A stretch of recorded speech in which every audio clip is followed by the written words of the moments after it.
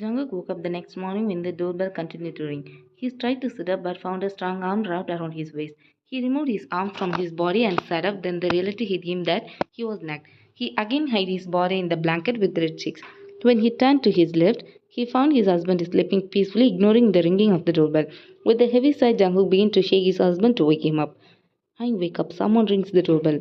Go see who is it." Yoongi didn't wake up. "This sleepy cat. Yeah, Hein, wake up."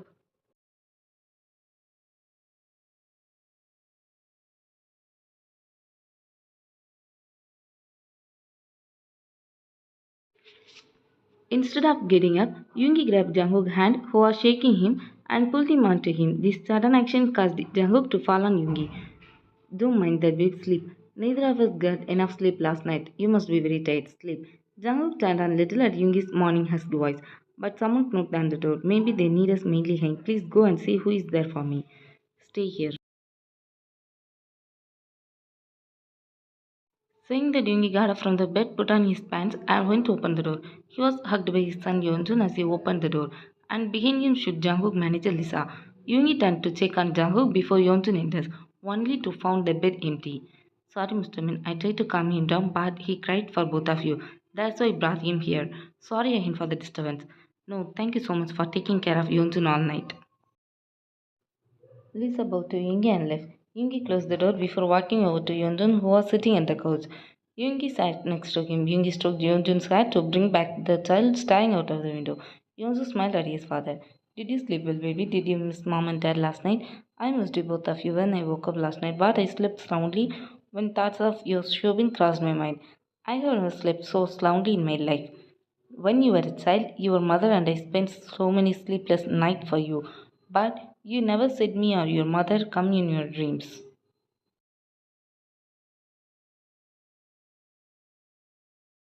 "It's your duty as a father. I should have dumped you or given you to someone else when you kept us awake. I didn't ask you to sacrifice your sleep and take care of me. You did it yourself," Uncle Jin said before he could finish his sentence. Yungi cut him off. "Yes, as your Uncle Jin said, if your mother and I let you sleep alone in another bedroom, you would be an older brother this time. Hein, you're fighting with a child. Stop acting like a child. Yunjun, why are you always talking about that boy Chauvin? He is your uncle's son, so he is your brother."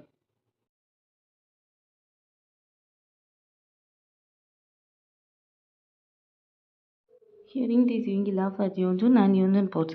"Hi, Yoongi, stop laughing. But I don't want him as my brother." Both Jungkook and Yoongi widened their eyes in shock at this. Yoongi hid Yeonjun against him after seeing Jungkook's face changes. Yeonjun. Now Jungkook and Yoongi were having lunch in their room. Yeonjun had gone with Lisa to explore the city. The room was filled with silence, but it was a comfortable silence. Both of them they didn't know what to talk about because what happened between them last night was only done by their hormones. That's what they think. But that doesn't mean they don't love each other or don't like what happened between them last night. But something is holding them back. Soon Yoongi broke the silence. "Jungkook, would you be comfortable if I talk to you about what happened between us last night? We don't have to talk if you don't want to." Jungkook's cheeks flushed in impressment, not know how to tell this husband that he liked what happened last night. "What do you want to ask, Hein?"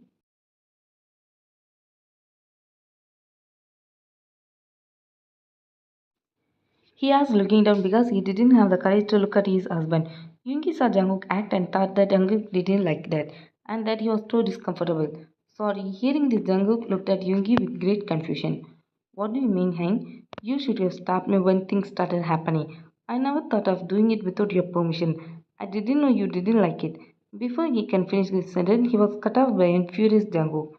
"Yeah, you catfish, brainless, mean idiot Yoongi. Will you give me a chance to speak or not?"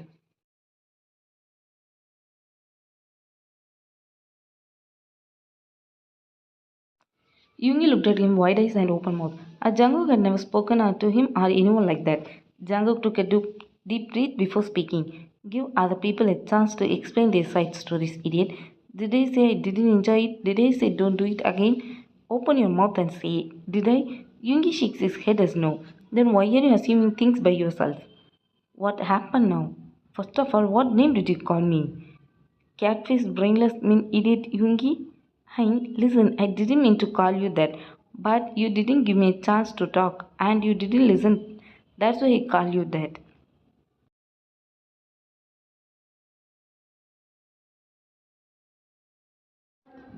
You know what? Men tell the truth in certain situations, so you say I look like a cat. Jungkook hurriedly shakes his head as no.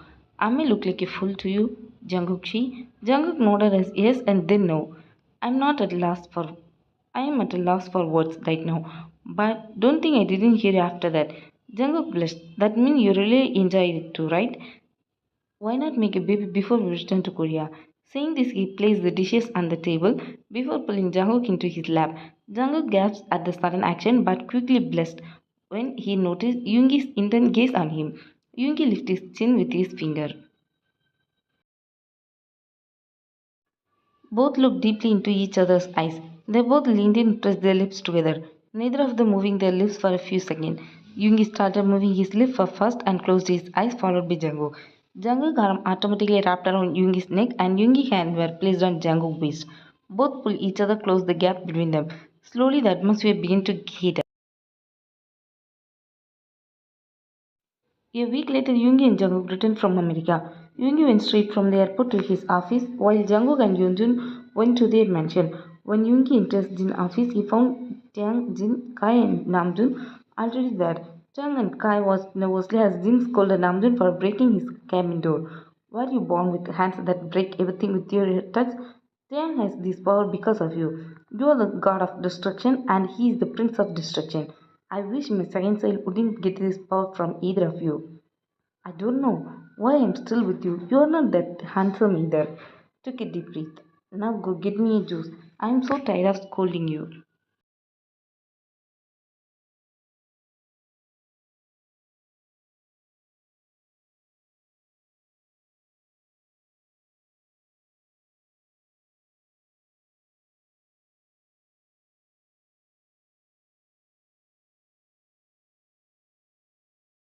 Namjan said nothing, walking towards Jin with a smile, picking his lips, and he said, keep calm, dear. I will come with your juice.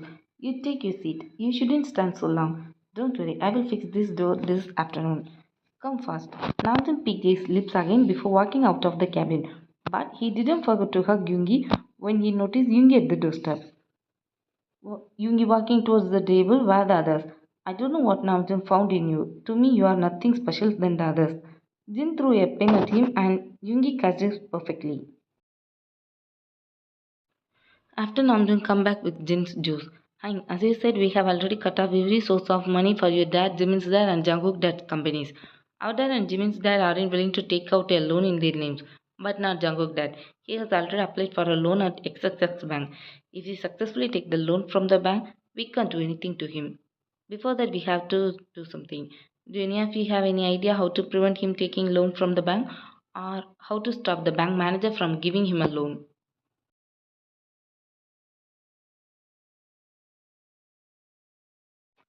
Is it possible? Possible. Everyone turned towards Namjoon. How? Let's make a deal with the manager that we will pay more than him if he help us with this.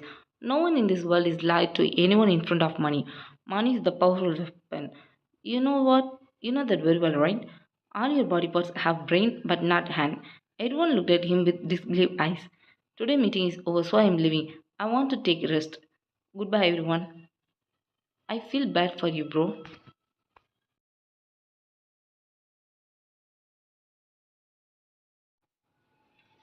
Pregnancy hormones. Okay, guys, I'm leaving too. You're having a big cup of chocolate before sleep. He finished all the chocolate I bought him yesterday. He will be sad if there is no chocolate. He left and Jiang looked at him amusingly. Then I will leave, guys. I want to see J-Hope and my children. J-Hope must be exhausted after 2 days of taking care of our newborn daughter and our two sons by his side without me. Bye. After the two left, Yoongi got up from his seat and sat on his and Jin's chair. As he was looking through some file, Tang said something that caught his attention. Is it important to take care of someone who carries a child in their womb? He asked in hesitation. What kind of stupid question is this? This is very important. They have mood swings, carvings, and wear carvings during pregnancy. Is their husband duty to take care of them as a partner? At the time, their mind will and heart yearn for some attention and care. Do you know it must be very different feeling for them? They can't eat as they please. Sometimes they vomit everything they eat, so they get tired easily. Even if they walk for 1 minute, their feet will swell. And if you don't mind, can I meet Jungkook?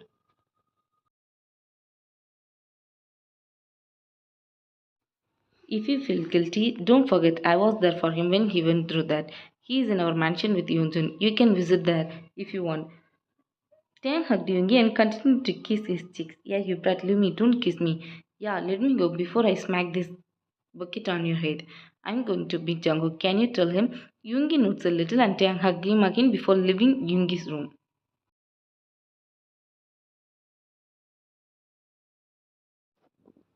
Tang went directly to meet Jungkook at Yoonkook's mansion. Jungkook was already waiting for him in the living room as Yoongi had already informed him about Tang. He felt a little strange feeling in his heart, which he told Yoongi without concealing it. Yoongi explains that it is the only way to put everything in his right place. He was wondering what was going to happen. He was snapped out of his thought by ringing of the doorbell, drawing his attention. He took a deep breath before opening the door and letting Taeyang in. Sorry to bother you again and again. He is looking down because he couldn't look up at Taeyang's Jungkook face.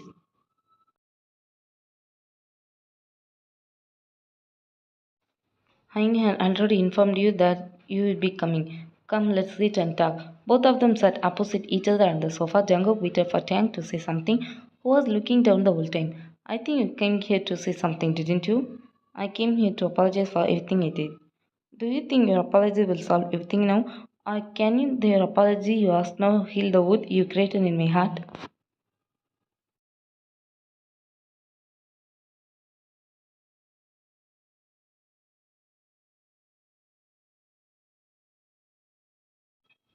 I know my sorry can't solve everything, but my brother healed the wound I created in your heart years ago, didn't he? If I'm not mistaken, you two already have started your life, right? How can you always talk like you have done nothing wrong? You did everything, and I don't know what would you happen to me and my son if Yoongi Hing wasn't there for me. The day you literally used me and threw me away like a tissue paper.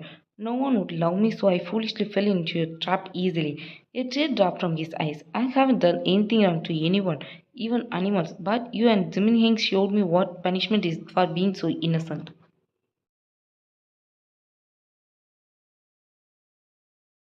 Everyone loves to think about their wedding day, how their wedding went, and how happy they were. But I still the only one person in the world who doesn't want to think about the marriage.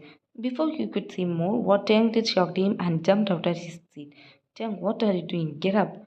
Tang was kneeling in front of Django. Forgive me, please forgive me. My love for my brother and the words of my parents blinded me. But that doesn't mean I was right. What I did was unforgivable.